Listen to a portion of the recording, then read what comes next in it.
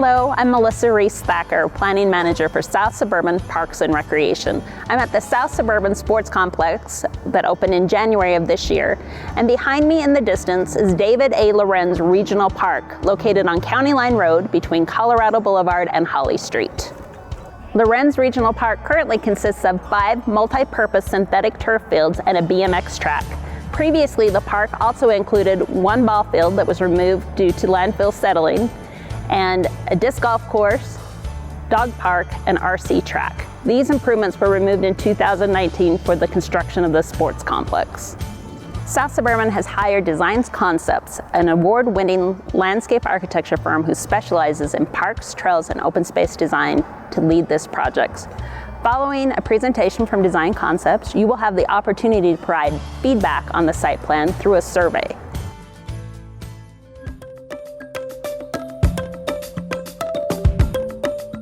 Thanks, Melissa. Hello, everyone. I'm Eric Spring with Design Concepts. We're the project landscape architects leading the design team. I'd like to give you a virtual tour of the project so you can see what's planned. As Melissa explained, our site's located west of the new South Suburban Sports Complex on the south side of East County Line Road.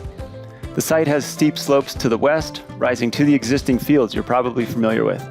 The site's also sloped on the north, dropping to County Line Road, and on the south, rising to C-470. Big Dry Creek passes through the west side of our site. In the middle of the site are the tall antenna towers, which will remain. The design includes 3 synthetic turf fields and parking lots, an off-leash dog park, vault-style restrooms, shade shelters, and other associated improvements. Let's begin with a closer look at the fields. Each of the fields will be striped for soccer and lacrosse. The soccer fields are each 360 feet long by 220 feet wide.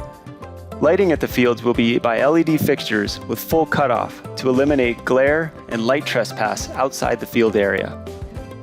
Let's take a quick look at the benefits LED lighting will bring to this project. Today's LED lights offer great light control with little light spill and glare. This image shows just how efficient today's LEDs are and how little light is on the ground outside of the playing field. The top image here shows the minimal amount of glare produced by these LEDs, compared with other systems, such as in the image below. This is a heat map showing the light levels on the field and how quickly they fall off outside of the field. This is a similar type of heat map showing the overall lighting included in this project. In addition to the field lights, this map includes lights for parking lots, pathways, and picnic shelters for security purposes. Flipping back to the site plan, you can see that each field's accompanied by a parking lot with at least 82 spaces each. The south parking lot has extra spaces for the dog park, which we'll look at in a moment. Each field has a 20-foot by 30-foot shade shelter with tables and bike racks located between the parking lot and the field. A vault-style restroom is included at the north and south fields. The sidewalks to the north and south connect the fields to nearby paths and sidewalks. Now let's take a look at the dog park. The overall size of the fenced-in dog park is roughly 2.5 acres and is covered in natural grass. The dog park is divided into 2 sides, with only one side being open at a time. This will allow for the grass to rest and recover between uses. Each side has a smaller fenced-in area for small dogs to play comfortably. A 20-foot by 30-foot shelter is provided between the 2 sides. Access to the dog park is provided by a concrete path from the south parking lot. A trail connection is also provided connecting this path to the existing Centennial Trail bike path. To help give better site context, here are a few aerial images with the site plan overlaid on top. This first image is taken from over the existing fields looking northwest. You can see the existing fields in the foreground and the new sports complex in the background. This is taken from the north end of our site looking southwest with C-470 in the background. And here's a panoramic image looking west over the fields, with the existing fields just beyond. This one has a bit of a skewed perspective due to the wide angle. Now we'll talk about some items that are planned for a future phase.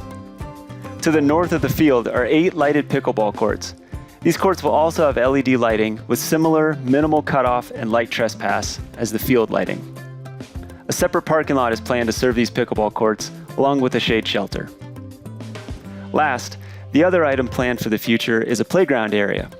The exact size and layout of the playground will be determined in the future when that's designed. That captures all the features in the site plan. I'll hand it back to Melissa to wrap things up.